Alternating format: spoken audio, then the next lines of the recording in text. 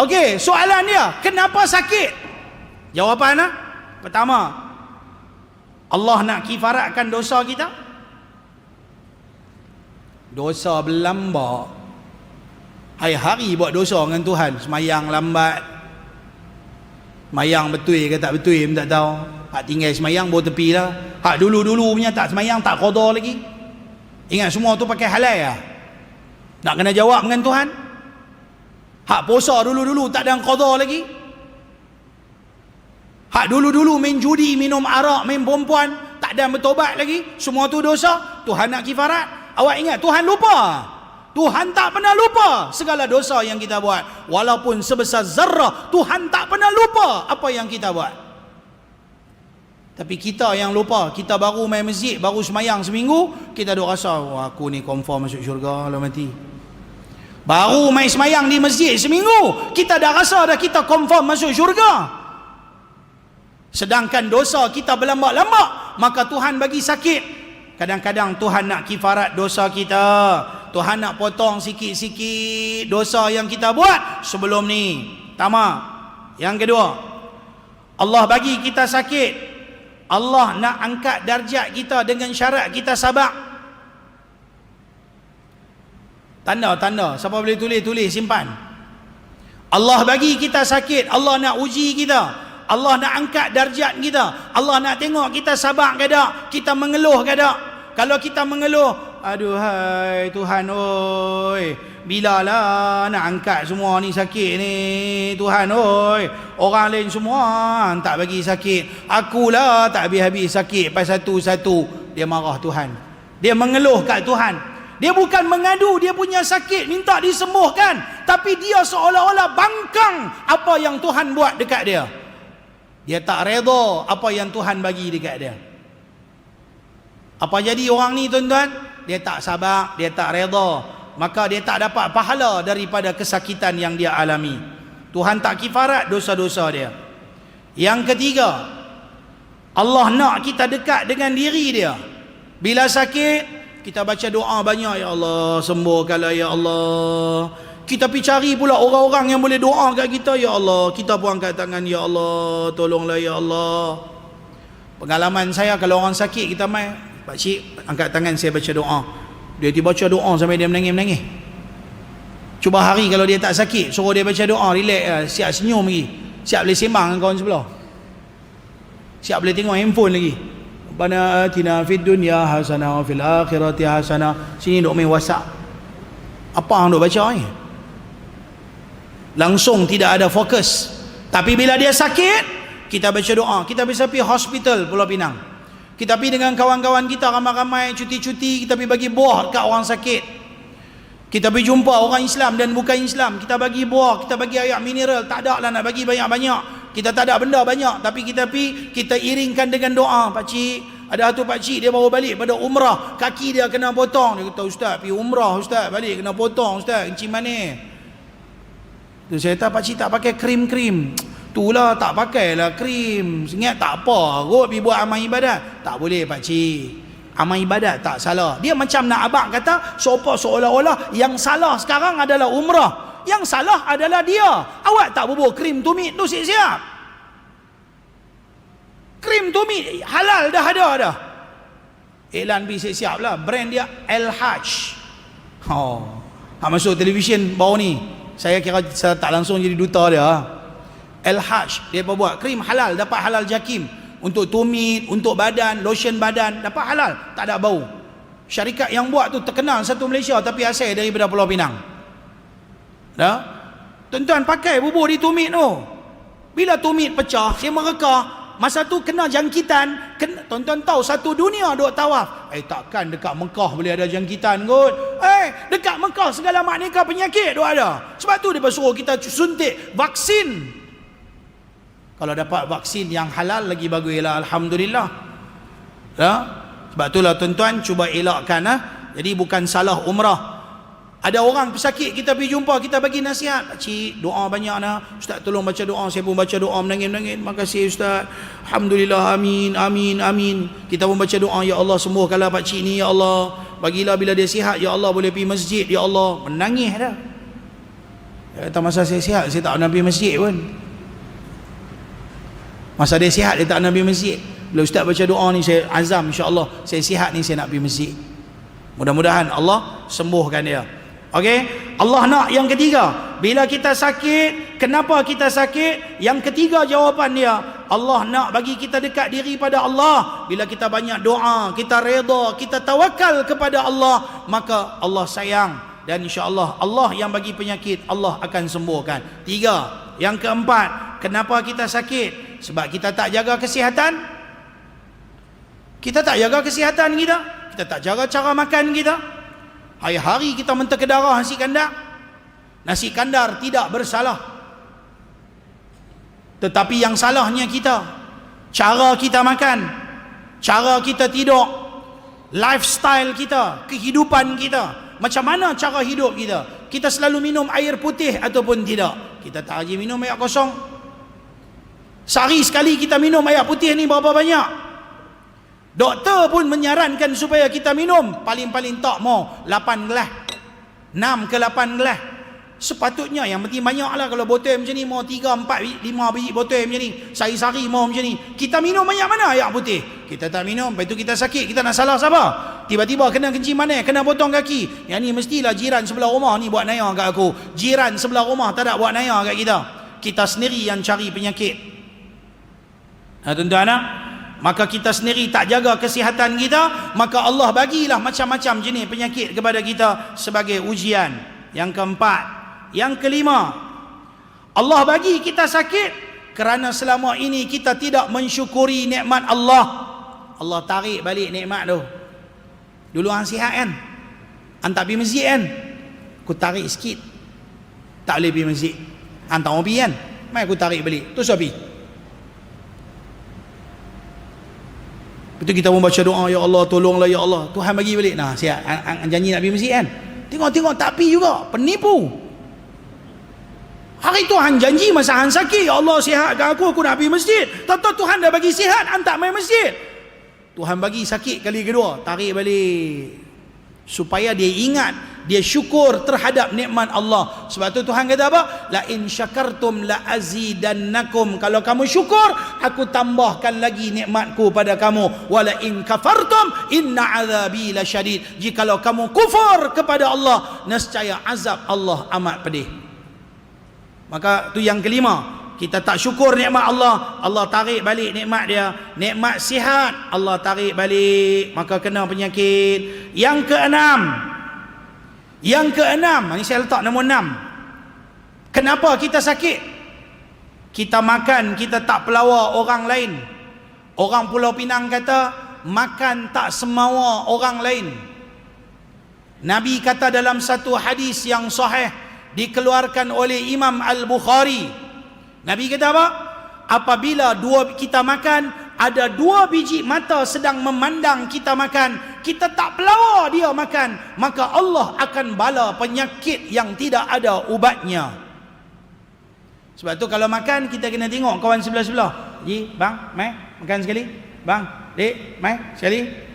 Kalau tidak, jangan makan di kedai. Kecuali keliling kita semua memang tengah duk makan, tak apa. Kita pergi makan, kita pernah semawa orang tak? Kadang-kadang kita makan tu dia punya macam-macam benda. Orang duk tengok, bawa mai datang apa? Udang besar tu dia panggil apa? Panggil apa? Apa stir? Lobster. Huyo. Hak warna biru-biru apa semua tu. Hak kaki besar-besar tu.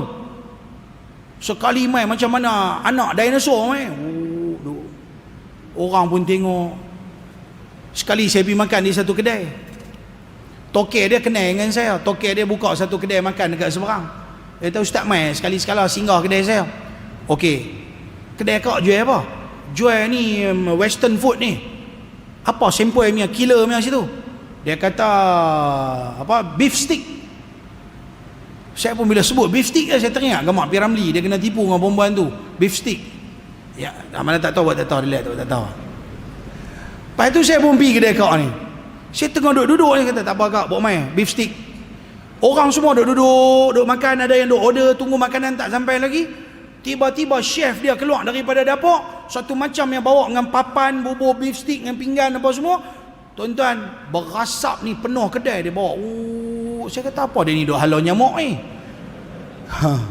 Rupanya yang tu saya punya tu. Dia bawa mai berasap-asap, entah nak sampai kat saya pusing tawar satu kedai.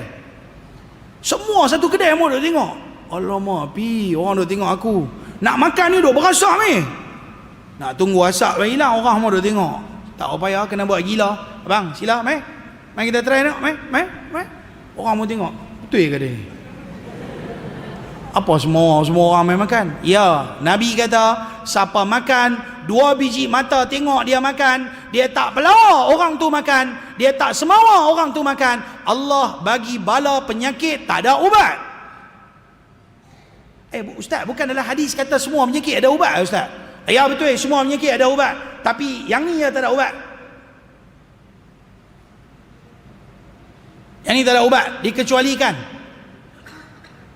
Pasal apa? Pasal apa penyakit ni tak ada ubat, tuan-tuan? Pasal apa? Pasal apa penyakit ni tak ada ubat? Pasal apa dia tak semua orang dikatakan sebagai penyakit tak ada ubat? Pasal apa? Pasal apa punya teruk sangat Allah bagi bala, dia hanya tak semua orang makan ya, tapi Tuhan bagi bala penyakit tak ada ubat. Apa dia punya dahsyatnya sangat dia buat tu sampai setimpal Tuhan balas kat dia penyakit tak ada ubat? Pasal apa? Apa hang boleh faham? Hang faham tak? Abang nak kata apa? Tak prihatin. Betul? Tak prihatin. Dia fikir perut dia. Bahasa standard dia panggil orang yang tak prihatin pada orang lain. Dia makan fikir perut dia. Tuan-tuan, dengar sini saya nak bagi tahu. Bila makan di satu tempat, kalau rasa ada orang duk tengok-tengok, duk perhati kita, ajak orang tu makan. Bahkan dikatakan oleh para ulama, antara lain tuan-tuan boleh lihat dalam Baharul Mazi, Syekh Idris Al-Marbawi ketika mensyarahkan hadis yang sama dalam Sunan At-Tirmidzi, tuan-tuan boleh lihat dalam Sunan Tirmidzi, dalam sunan-sunan yang lain diriwayatkan hadis ni. Bukan Imam Bukhari saja meriwayatkan hadis ni. Dia kata hatta seekor kucing yang datang ketika kita makan minta makanan, kita halau kucing tu, kita juga akan kena penyakit tak ada ubat. Pasal kucing tu kan ada 2 biji mata. Biasa tak tuan-tuan makan di satu kedai, tiba-tiba tuan-tuan makan, kucing angkat 2 tangan buat atas paha, melompat kita. Dia punya lapak tu, dia kalau angkat tangan buat atas paha, nak abang kata ni aku lapak ni, dia punya mau ni. Kita pun halau, buka silat, mau terkejut, mau geli dengan kucing, perambat kucing be. Tuan-tuan, dia juga mempunyai 2 biji mata. Maka Nabi kata, bila kita makan ada 2 biji mata, tak kira dia manusia ataupun dia binatang, kalau jin dah kita tak nampak dia, maka Allah akan bala penyakit tak ada ubat.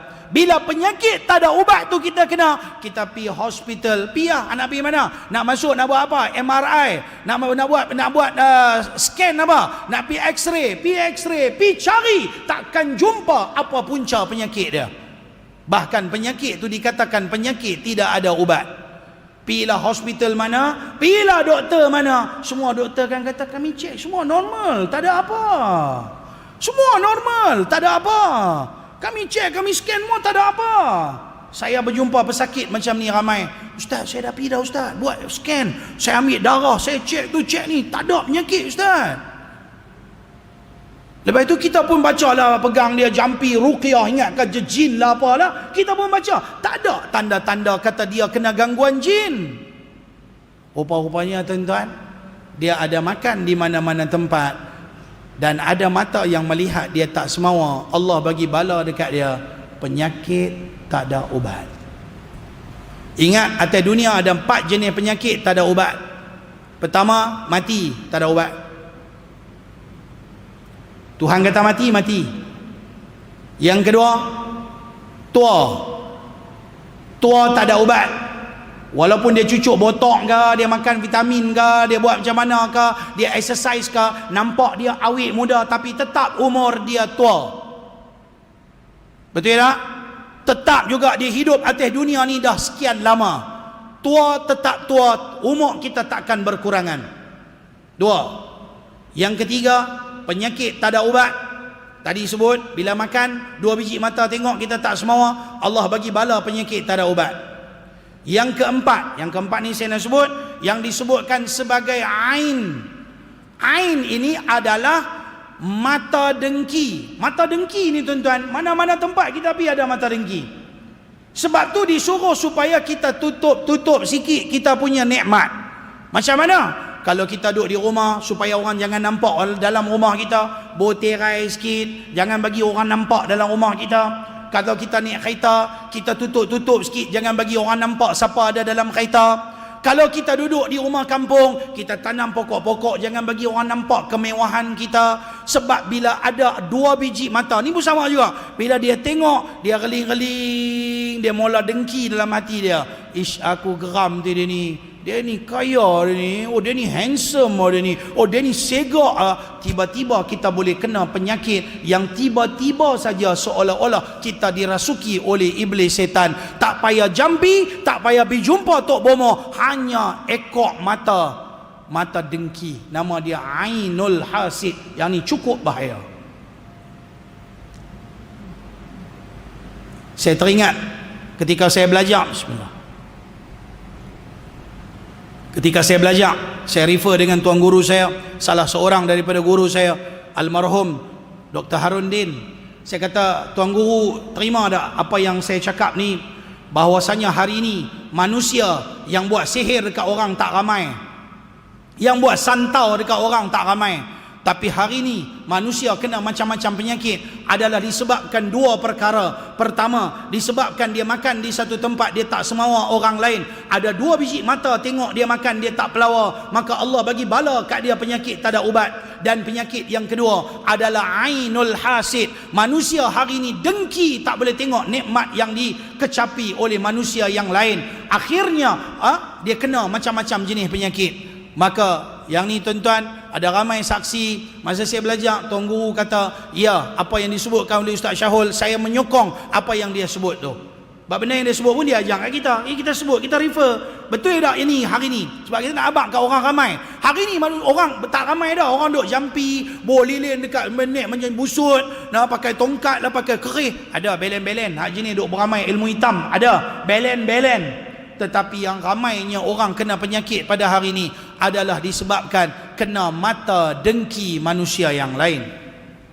Dan yang ketujuh, yang ke-8 barulah saya letakkan, kita sakit tu terkena gangguan iblis setan. Kita jalan pergi mana-mana, pergi naik bukit ke, kita masuk hutan ke, kita masuk pergi tong sampah ke, tempat-tempat yang busuk ke, akhirnya kita terkena gangguan. Dan yang ke-9, manusia sakit adalah disebabkan sihir.